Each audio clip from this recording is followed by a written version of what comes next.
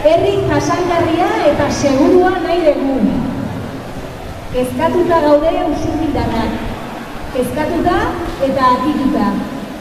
Gutariko asko gure bizitza egunero arriskuan jarri behar izaten dugu, lanerako edo ikastetxerako bidean, baita aisialdi biladietan ere, pasabide oso arriskutsuak bat ere babesik gabe zeharkatzera behartuta gaudelako. Aspaldikoa da arazoa, baina urteak joan, urteak etorri, konponbiderik gabe jarraitzen dugu berdin-berdin. Eta jada oso haserre gaude. Nazional 634 errepideak eta trenbide sareak gure herria zeharkatzen dute alderik alde hainbat puntu beltzgarri sortu. Duela hamarkada ugari eraiki zen errepide hori eta Euskal Herria lotzeko pasabide sare garrantzitsuetako bat izan da. Gaur egun ordea, bestelako errepide sare batzuk eraikitzearen ondorioz, galdu egitu funtzio hori hainbat eta hainbat tokitan. Usurbilen ordea, Nazional 634 errepide zaharrak trafiko volumen handia du oraindik ere, eta etengabekoa da egunerokoan ibilgailuen joan etorria. Zarata, autoistripuak, kutsadura, segurtasun eza eragiten ditu, eta oinezkoen pasabideak kasik ez dira moldatu urte luze guzti hauetan. Errepide horrek ez ditu gure herriko mugikortasun beharrak asetzen. Alderantziz, oztopatu egiten ditu.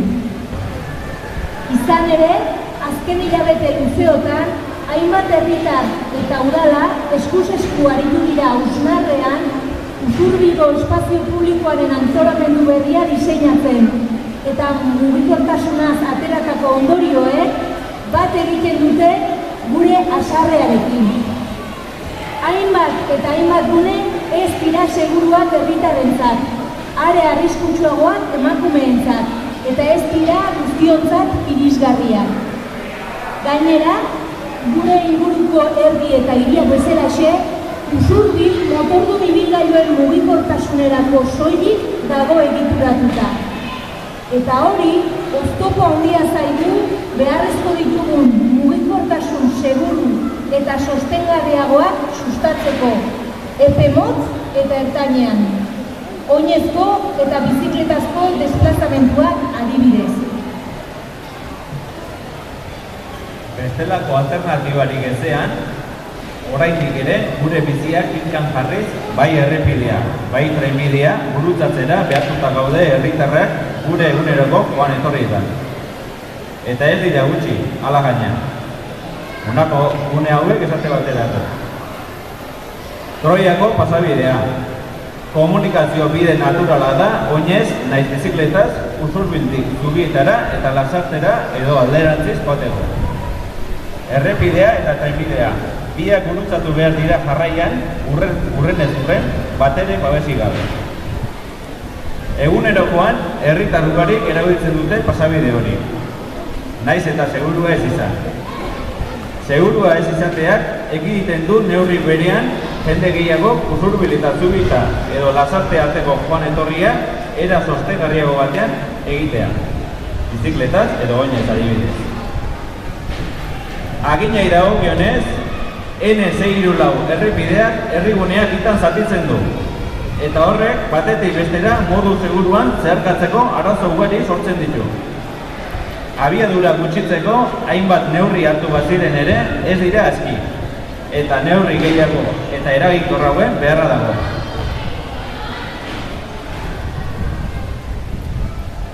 Txokoalderen kasuan, auzoko sartu irteera N634-etik ez da batere segurua.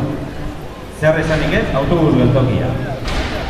Auzoan bertan gainera, trenbide pasagune arriskutsuak daude.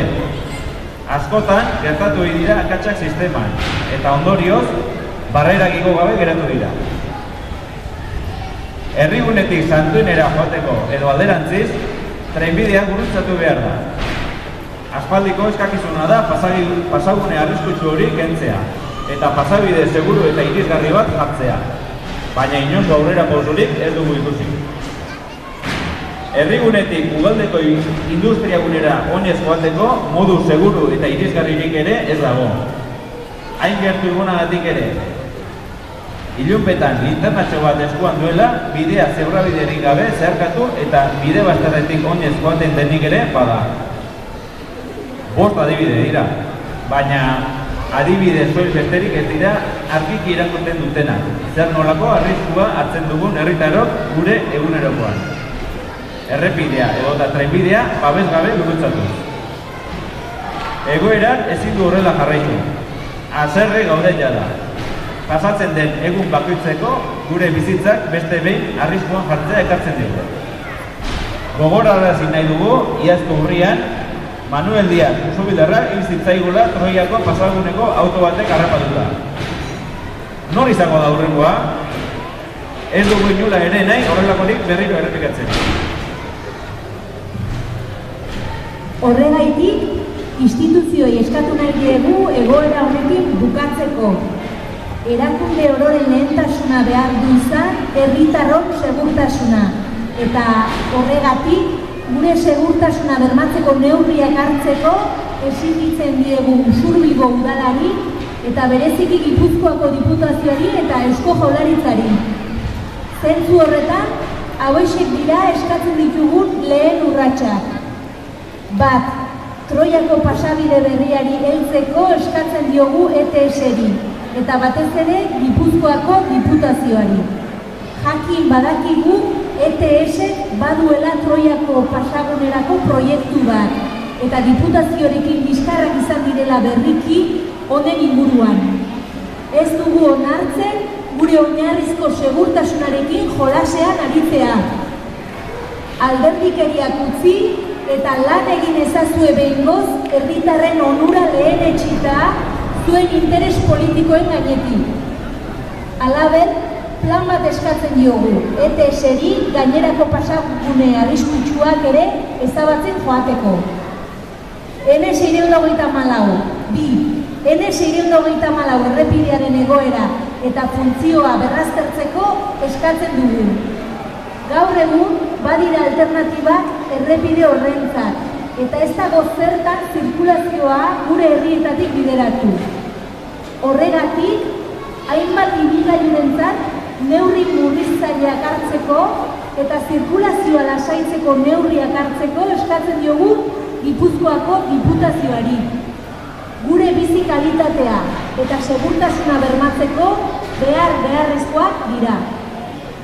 Eta 3. Erakundeen arteko elkarlana eta lankidetza exigitzen dizuegu.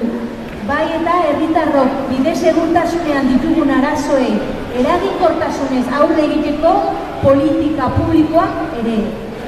Esan bezala, alderdikeriak utzi eta lan egin ezazue behingoz herritarren onura lehenetsita zuen interes politikoen gainetik. Gaur aurkezten ditugun eskaerak 3 erakundei bideratzeko nahia azaltzen dugu. Halaber, Usurbilgo udalarekin, ETS-rekin eta Gipuzkoako diputazioarekin biltzeko eskaerak egingo ditugu. Gure eskaerak aurrez aurre entzut ditzaten. Gaurko agerraldia hasiera baino ez da. Gaur plazaratutako aldarriarekin ahalik eta Usurbildan gehiek bat egitea nahiko genuke. Deia egiten dugu datorren ostegunean, hilako 22, ostegunarekin, bilera ireki bat egitera. Gai honekin, herrian zer antola dezakegu guztion artean erabakitzera. 7etan, otsoenean. Gaurkoa hasiera baino izan ez dadila. Animo! Kaixo egunon,